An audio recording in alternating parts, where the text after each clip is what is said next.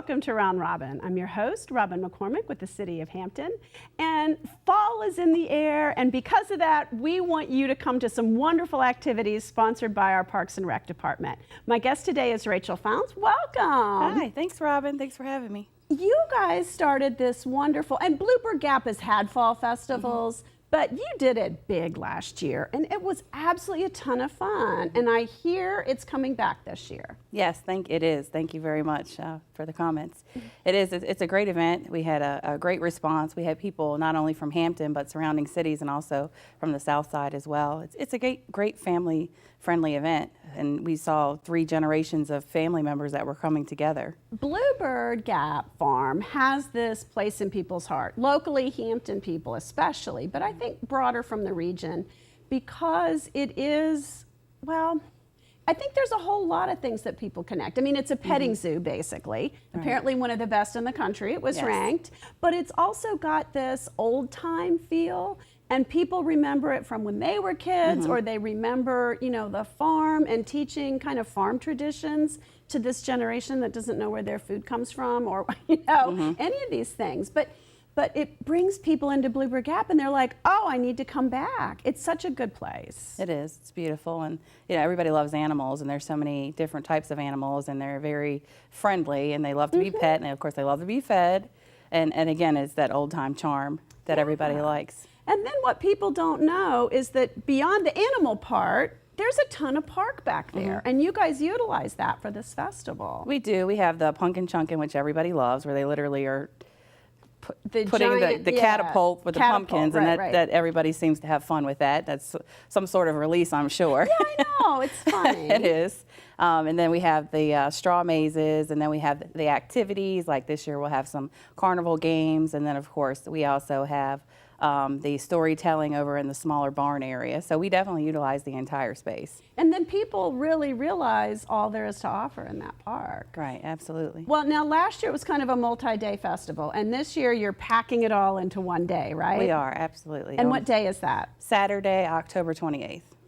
So right before Halloween, prime of fall, pumpkins, hay bales. Are there going to be hay rides? Yes, absolutely. Everybody, you know, had a great time with that, and of course they were continuous all day. So we expect that to be the same response this year too. That should be fun. And now if I'm staying there all day, Rachael, I'm going to get hungry. What are my options? Well, we'll have some great food vendors. We'll have everything from sweets, from funnel cakes to donuts to hot dogs and hamburgers and barbecue.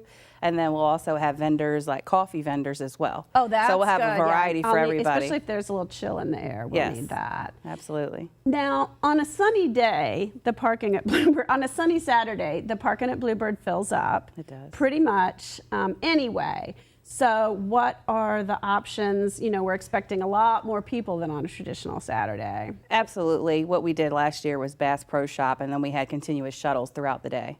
And, you know, you can walk. I walked over from Bass Pro. And obviously, older people might need a ride. Younger people might need a ride, you know, if you're pushing a stroller or something. But it's really a nice thing. And it'll give people, I'm just going to put in a quick plug, a chance to see, it's not finished yet, but they're putting in that new pedestrian area with the wider bridge and the railing so you're separated off from the cars. And it's really going to be much more pedestrian friendly there. And it's not just for Bluebird Gap, it's for tourism and the start of the New Market Trail, which is not called that anymore. It's the Central Park water walk. But anyway, you know, kind of working toward that pedestrian friendly idea, which is, it's hard for Hampton. We like our surface parking and we like to be close. And, you know, a little walk-in doesn't hurt most people.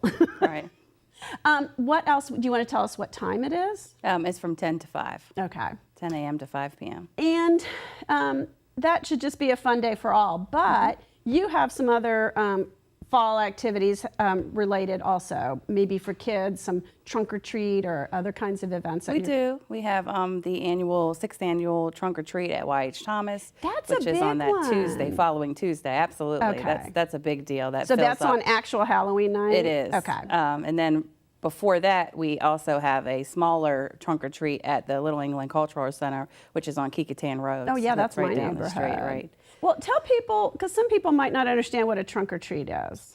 Well, it's actually, they have vehicles there that are filled with candy and treats. It's a safe option for children to be able to come out to a community center, and there will be adults there and guardians and staff as well, just to make sure it's a safe trick-or-treating, Yeah, event. I notice in my neighborhood, there's a lot of older people, and they don't participate in trick-or-treat. And it starts before some people get home from work, and so it's really hard. Like, I remember going every single door, but every single door isn't open. In some neighborhoods, there's more or less, or kids have to walk far. It's not, the street lights aren't as great, or whatever. So this is a way, and it creates a sense of community too, I think, when kids can see other kids' costume, and it in some ways gets back to the old neighborhood tradition. Definitely. But in a little bit of a different way. Right, and everybody is accessible, like you said. When you're in the neighborhoods, everybody doesn't participate and not available. When you go here,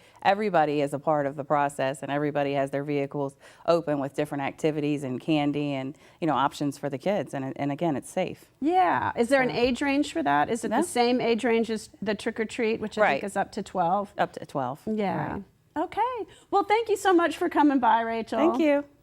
And thank you for watching. I hope to see you out at Bluebird Gap for any of the wonderful, beautiful fall weekends, but especially for the Fall Festival, and enjoy all the activities for kids and, for big kids too, because we enjoy that. Thanks for watching.